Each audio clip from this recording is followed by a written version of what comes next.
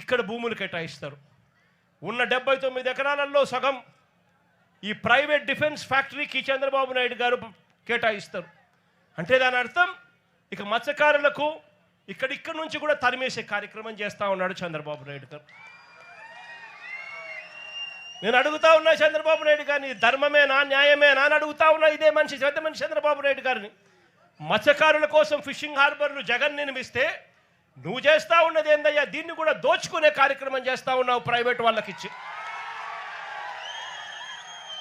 Private వాళ్ళకే నువ్వు ఇవ్వాలి అనుకుంటే పక్కన కృష్ణపట్నం పోర్ట్ ఉంది, ఆ పోర్ట్లో కావాలంటే దండిగా ల్యాండ్ ఉంది, అక్కడ కావాలంటే వాళ్ళకి ఇచ్చుకోవచ్చు. కానీ ఇక్కడ మత్స్యకారులను పొట్టగొట్టడం ఎందుకు చంద్రబాబు అని చెప్పి చంద్రబాబు నాయుడు గారిని అడుగుతా ఉన్నా గట్టిగా. చంద్రబాబు నాయుడు గారిని గట్టిగా వార్నింగ్ కూడా ఇస్తా ఉన్నా. కళ్ళు మూసి తెరిచేసరికే మరో 3 ఏళ్ళు అయిపోతుంది. వచ్చేది వైఎస్ఆర్సీపీ ప్రభుత్వమే.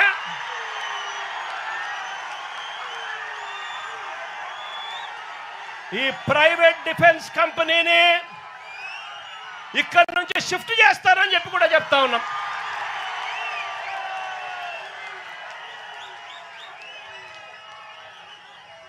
ఇక్కడ ఫిషింగ్ హార్బర్ ఇక్కడే కాదు, రాష్ట్రంలో కడతా ఉన్న 10 ఫిషింగ్ హార్బర్లు అన్నీ కూడా మత్స్యకారుల సొత్తు అని చెప్పి కూడా ఈ సందర్భంగా కూడా చెప్తా ఉన్నా. దీన్ని ఎవ్వరూ కూడా వాళ్ళ దగ్గర నుంచి తీసేయలేరు. చంద్రబాబు కాదు కదా, వాళ్ళ తాత కూడా తీసేయలేదని చెప్తా ఉన్నా నేను.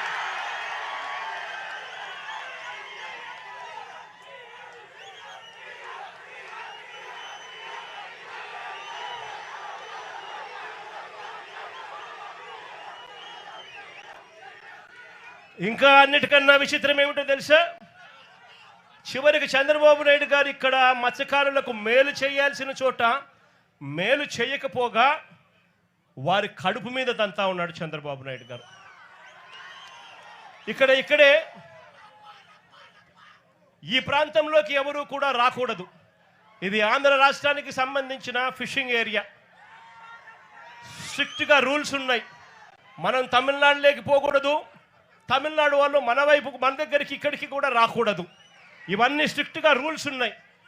రూల్స్ ఉన్నా కూడా పక్కన తమిళనాడు నుంచి కరైకల్ ప్రాంతానికి చెందిన బోట్లు, మెకనైజ్డ్ బోట్లు మన ప్రాంతానికి ఇక్కడికి వచ్చి వాళ్ళు మెకనైజ్డ్ బోట్లతో ఇక్కడ మన మత్స్య సంపదనంతా కూడా తరలించుకొని పోతూ ఉంటే మన వాళ్ళు కడుపు మండి, మన వాళ్ళు తినడానికి ఇబ్బంది పడే పరిస్థితుల్లో కడుపు మండి రాష్ట్ర ప్రభుత్వం పలకని పరిస్థితుల్లో ఆ బోట్లను మన మత్స్యకారులే దగ్గరుండి ఆ బోట్లను పట్టుకొని పోలీసులకు అప్పచెప్తే పోలీసులు ఆ బోట్ల మీద కేసులు కట్టి ఎఫ్ఐఆర్లు చేసి ఆ బోట్లను సీజ్ చేస్తే ఆ సీజ్ చేసిన ఆ బోట్లను, ఆ ఎఫ్ఐఆర్ కట్టిన ఆ బోట్లను చివరకు మళ్ళీ ఏమైంది? ఇక్కడే ఇది ఫోన్ కాల్ డేటా.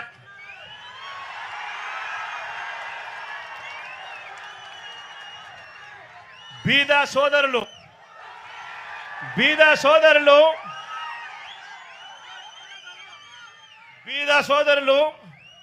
ఆయన అనుచరుడు కొందూరు పోలిశెట్టి,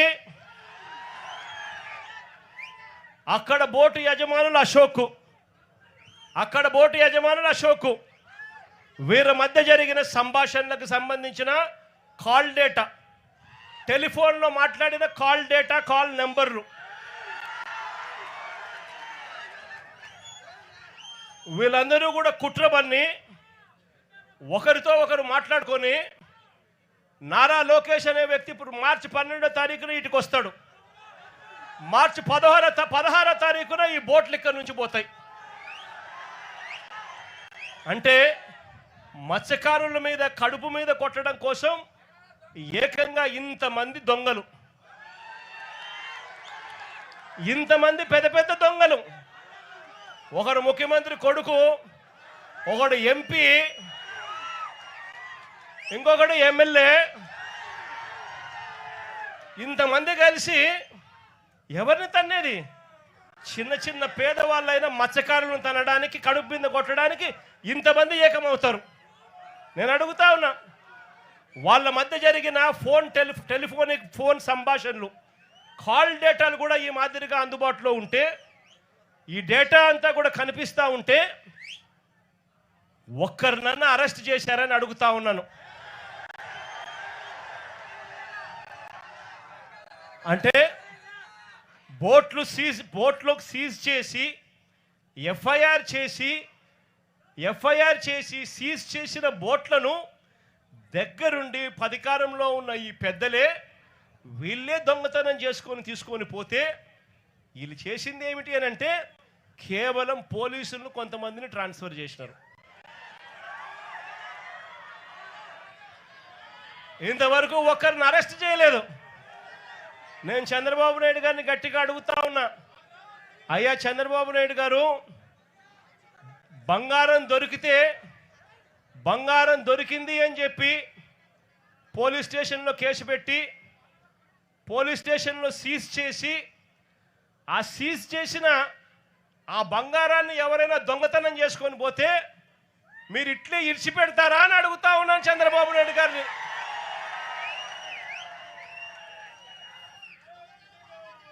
మత్స్యకారులు అంటే ఇంత చులకనగా ఉన్న ఈ పెద్ద మనిషి చంద్రబాబు నాయుడు గారికి గట్టిగా బుద్ధి చెప్పే రోజులు త్వరలోనే వస్తాయని చెప్పి, ఎల్లకాలం ఈ ప్రభుత్వం ఇలాగనే కొనసాగదు అని చెప్పి గట్టిగా చంద్రబాబు నాయుడు గారిని గట్టిగా మందలిస్తా ఉన్నాం. ఇదే పెద్ద మనిషి చంద్రబాబు నాయుడు గారికి చెప్తా ఉన్నా, ఇక్కడే ఎంపీలు ఫోన్లు చేస్తారు, కొంతమంది మత్స్యకారులకు 10 లక్షల రూపాయలు డబ్బులు ఇస్తారు, వాళ్ళ ఇల్లు కలిసి దొంగతనం చేసే దాంట్లో పాత్రదారులు అవుతారు. ముఖ్యమంత్రి కొడుకు దగ్గరుండి ఆశీస్సులు ఇస్తాడు. మార్చి 12వ తారీఖు ఆయన వచ్చి చేసుకోపోండి అని ఆశీస్సులు ఇస్తాడు. మార్చి 16వ తారీఖున దొంగతనం జరుగుతుంది. ఇంతకన్నా దిక్కుమాలిన ప్రభుత్వం ప్రపంచ చరిత్రలో ఇంకేదైనా ఉంటుందా అని అడుగుతా ఉన్నా మిమ్మల్ని అందరినీ కూడా. నేను అందరికీ కూడా ఒకటే చెప్తా ఉన్నా, చంద్రబాబు నాయుడు గారి వల్ల ఇవాళ రాష్ట్రంలోని ప్రతి సెక్షన్ కూడా, ప్రతి ఒక్కరూ కూడా ఈ పొద్దు చంద్రబాబు నాయుడు గారిని చీదరించుకుంటా ఉన్న పరిస్థితి. ఎన్నికలప్పుడేమో సూపర్ 6లని సూపర్ 7లని బాండ్లని ఇంటింటికి వచ్చి ప్రతి ఒక్కరిని మోసం చేశాడు. ఎన్నికలు అయిపోయిన తర్వాత గతంలో వైఎస్ఆర్సీపీ ప్రభుత్వంలో ఉన్న పథకాలన్నీ రద్దు చేశాడు. ఆయన పెడతానన్న బిర్యానీ కూడా తీసేసినాడు. చివరికి పలావ్ పోయింది, బిర్యానీ పోయింది. మరోవైపు చూస్తే చదువుకుంటున్న పిల్లలకు ఫీజులు అందక, ఫీజు రీయింబర్స్మెంటు, విద్యా దీవెన, వసతి దీవెన అందక పిల్లలు చదువులు మానేస్తా ఉన్న పరిస్థితులు. మరోవైపు చూస్తే గవర్నమెంట్ స్కూళ్ళు ఇవాళ అన్యాయమైన పరిస్థితిలోకి పోతా ఉన్న పరిస్థితులు. గోరుముద్ద కింద మనం తీసుకొచ్చిన పథకం ఈరోజు చిన్నారులు మంచి భోజనం కూడా పెట్టలేని పరిస్థితిలో ఈ రాష్ట్ర ప్రభుత్వం పనిచేస్తూ ఉంది.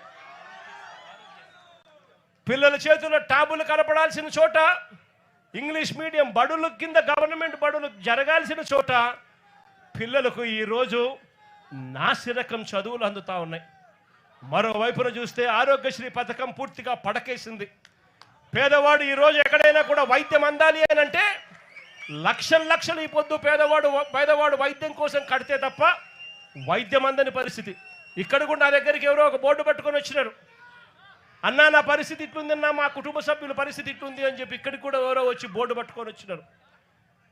అదే మన ప్రభుత్వ హయాంలో ఏకంగా ఆరోగ్యశ్రీని 25 లక్షల దాకా ఉచితంగా చేసే వైద్యాన్ని పెంచి 3300 ప్రొసీజర్లకు తీసుకొని పోయి ఏ పేదవాడికి వైద్యం బాగోలేకపోయినా కూడా ఆ పేదవాడి చిక్కటి చిరునవ్వుతో వైద్యం అందించిన పరిస్థితి నుంచి ఈరోజు నెట్వర్క్ హాస్పిటళ్ళు పేదవాడిని బోర్డు తిప్పేస్తూ ఉన్న పరిస్థితిలోకి, ఈరోజు పేదవాడు కనపడితే బోర్డు తిప్పేస్తూ ఉన్న పరిస్థితిలోకి ఈరోజు నెట్వర్క్ హాస్పిటల్ తయారయ్యారంటే వైద్యమే స్థాయిలోకి దిగజారిందో చెప్పాల్సిన పనుల. మరోవైపున చూస్తే ఉచిత పంటల బీమా గాలికి ఎగిరిపోయింది. మరోవైపున రైతులకు ఏ ఒక్కరికి కూడా కనీస గిట్టుబాటు ధరలు రాని పరిస్థితిలో, ఏ పంటకు గిట్టుబాటు ధరలు రాని పరిస్థితిలో ఉంది. ఈరోజు రైతాంగం పరిస్థితి అంతే. అక్క చెల్లెమ్మలకు గతంలో అన్ని పథకాలు అందిస్తూ అక్క చెల్లెమ్మలకు 0 వడ్డీ పథకాన్ని సైతం ఇస్తా ఉన్న పరిస్థితుల నుంచి ఈరోజు అక్క చెల్లెమ్మలకు ఏ పథకము అందక చివరికి 0 వడ్డీని కూడా తీసేసిన పరిస్థితిలో ఈరోజు అక్క చెల్లెమ్మల పరిస్థితులు ఉండరు. అన్ని రకాలుగా ఈరోజు ప్రజలు చంద్రబాబు నాయుడు గారిని తిడతా ఉన్న పరిస్థితులు. ఇలాంటి పరిస్థితుల మధ్య ఈ పెద్ద మనిషి చంద్రబాబు నాయుడు గారి ప్రభుత్వం దేవుడు చూస్తూ ఊరుకోడు, ప్రజలు దేవుడు మొట్టికాయలు వేసే రోజులు త్వరలోనే ఉందని చెబుతూ మీ అందరికీ కూడా భరోసా ఇస్తా ఉన్నా. కన్ను మూసుకొని కన్ను తెరిచేసరికి మన ప్రభుత్వం వస్తుంది. మన ప్రభుత్వం వచ్చిన తర్వాత మిమ్మల్ని అందరినీ కూడా ఈ ఫిషింగ్ హార్బర్ మీ హక్కుగానే ఇస్తాము.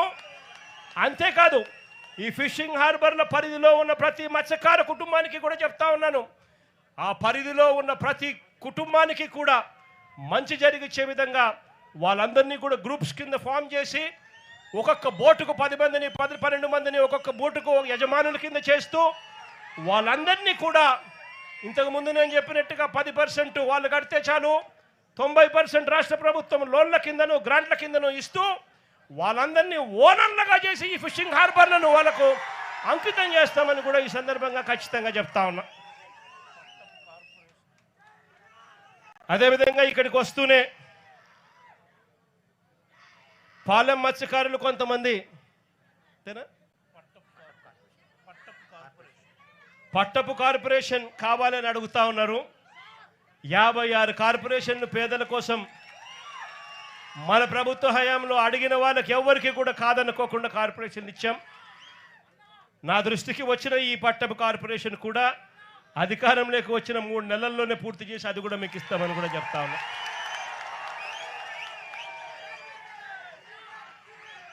మరొకసారి మీ అందరికీ కూడా భరోసానిస్తూ మంచి జరగాలి, దేవుడు ఖచ్చితంగా మంచి జరిగిస్తాడు, కాస్త భరోసాను మీ అందరికీ ఇవ్వడం కోసం, మీ అందరితో మీ అందరి కష్టాల్లో పాలు పంచుకునే దానికోసం ఈరోజు మీకు సంఘీభావంగా ఈరోజు తెలపడం కోసం నేను వచ్చి మీ అందరికీ తోడుగా ఉన్నానని చెప్పి కూడా తెలియజేసుకుంటూ మీ అందరి ఆప్యాయతలకు పేరు పేరున మరొక్కసారి హృదయపూర్వకంగా 2 చేతులు జోడించి పేరు పేరున హృదయపూర్వకంగా కృతజ్ఞతలు తెలియజేసుకుంటూ సెలవు తీసుకుంటా ఉన్నాను.